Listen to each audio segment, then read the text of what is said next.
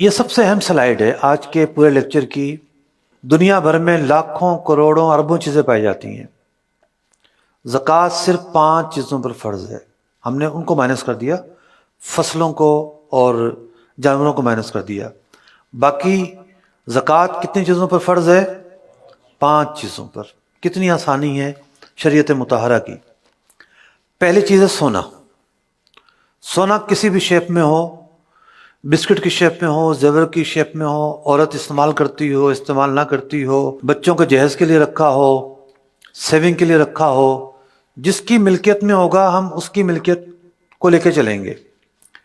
زکوٰۃ ہم نے سنا بالغ پر فرض ہے، تو جو بالغ ہے اس کی ملکیت میں جو چیز ہے ہم اس کی ایک بیلنس شیٹ بنائیں گے۔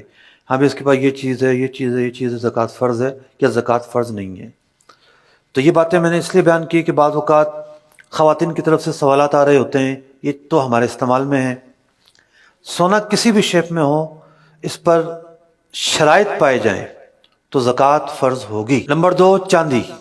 چاندی کا بھی یہی معاملہ ہے، کسی بھی شیپ میں ہو، استعمال میں ہو نہ ہو، شرائط پائے جائیں تو اس پر بھی زکوٰۃ فرض ہوگی۔ جو تیسری چیز ہے وہ ہے کرنسی۔ کرنسی پاکستانی ہو، ڈالر ہو، ریال ہو، کوئی بھی کرنسی ہو، اس پر زکوٰۃ فرض ہوگی۔ بٹ کوائن ہے، ڈیجیٹل کرنسی کے نام پر جو پروڈکٹ مارکیٹ میں آئی ہے، اس کو ہم کرنسی مانتے ہی نہیں ہیں۔ نام لوگوں نے کرنسی رکھا ہے، لیکن کرنسی کی تعریف یہ ہے گڈس کے مقابلے میں کاؤنٹر ویلیو کے طور پر جو چیز استعمال ہوتی ہے وہ کرنسی کہلاتی ہے۔ آپ خریداری کرتے ہیں اس چیز سے، یہ دے دیں، یہ دے دیں، یہ دے دیں، یہ دے دیں۔ ہم کرنسی نکال کر ضروریات زندگی کی چیزیں خریدتے ہیں، تو کرنسی ہمیشہ جو گڈس ہے اس کے کاؤنٹر ویلیو کے طور پر، اس کے معاوضے کے طور پر استعمال ہوتی ہے۔ بٹ کوائن زیادہ سے زیادہ ایک انسٹرومنٹ ہے، ٹریڈنگ انسٹرومنٹ ہے، زیادہ سے زیادہ بس۔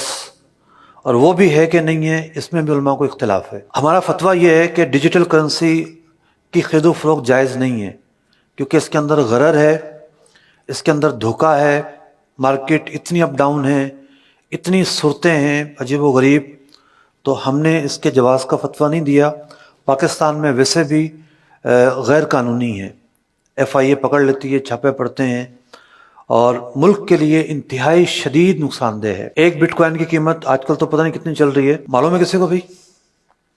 پہلے تو تھی 30 لاکھ روپے، 40 لاکھ روپے، اب ڈالر مہنگا ہوا تو سکتا اور بڑھ گئی ہو۔ بھئی ایک کمپیوٹر کا کوڈ بندہ خریدتا ہے 30-40 لاکھ روپے دے کر، 30-40 لاکھ روپے میں فیکٹری لگ جاتی ہے۔ فیکٹری لگتی ہے، مصنوعات تیار ہوتی ہیں، باہر جاتی ہیں، ایکسپورٹ ہوتا ہے، ملک میں ڈالر آتا ہے، لوکلی لیبر کو کام ملتا ہے۔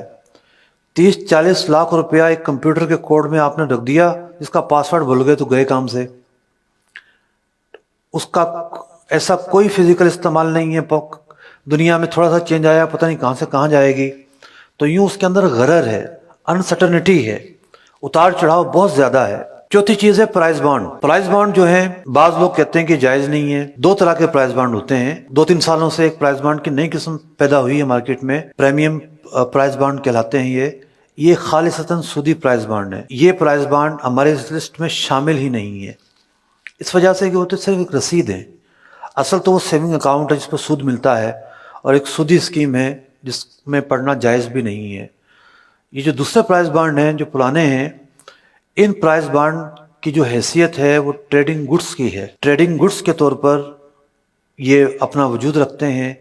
جس طرح ڈاک کا ایک ٹکٹ ہوتا ہے، جس طریقے سے اب اسٹامپ پیپر ہوتا ہے۔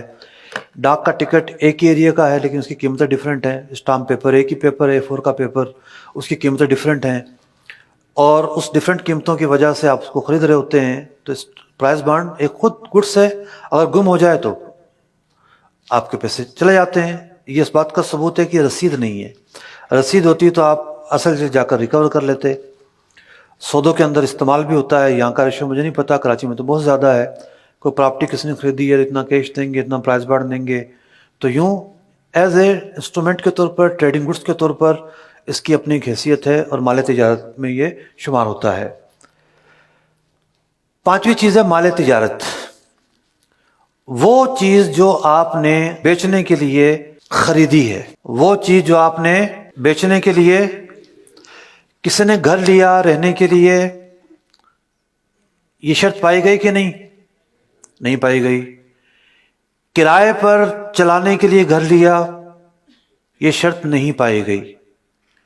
ٹرانسپورٹر ہے، اس کی گاڑیاں چلتی ہیں کرائے پر، ایک گاڑی کروڑوں روپے کی ہوتی ہے، تو وہ گاڑی اس نے بیچنے کے لیے نہیں خریدی، کرائے پر چلانے کے لیے خریدی ہے۔ تو مال تجارت سے مراد ہے کہ جس کو آپ خریدتے ہیں بیچنے کے لیے، تو وہ تیار پروڈکٹس ہوں، جیسے کسی کی کریانے کی دکان ہے تو مال تجارت ہے، جو بھی اس کی دکان میں رکھا ہوا ہے بیچنے کا سامان، کچھ سامان فرنیچر ہوگا، کچھ الماریاں ہوں گی، یہ بیچنے کے لیے نہیں ہے۔ آفس ہے کسی کا، اس میں بہت بڑا عالی شان فرنیچر ہے، کمپیوٹر ہیں، بہت ساری چیزیں ہیں، لیکن وہ بیچنے کے لیے نہیں ہے، ان پر زکوٰۃ فرض نہیں ہوگی۔ تو یوں بہت ساری چیزیں ایسی ہیں ہمارے چاروں طرف پھیلی ہوئی، جب ہم ان کو دیکھتے ہیں تو وہ بیچنے کے لیے نہیں ہوں گی۔ فیکٹری والے را مٹیریل خریدتے ہیں، را مٹیریل خریدنے کا مقصد ہوتا ہے پروڈکٹ بنا کر بیچیں گے، تو یہ را مٹیریل جو ہے پارٹ آف دی پروڈکٹ ہوتا ہے، تو اس لیے اس را مٹیریل پر بھی زکوٰۃ فرض ہوگی۔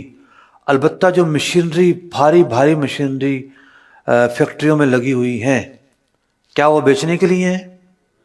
نہیں، ان مشینریز پر زکوٰۃ فرض نہیں ہے، کیونکہ وہ بیچنے کے لیے نہیں ہے، مال تجارت نہیں ہے۔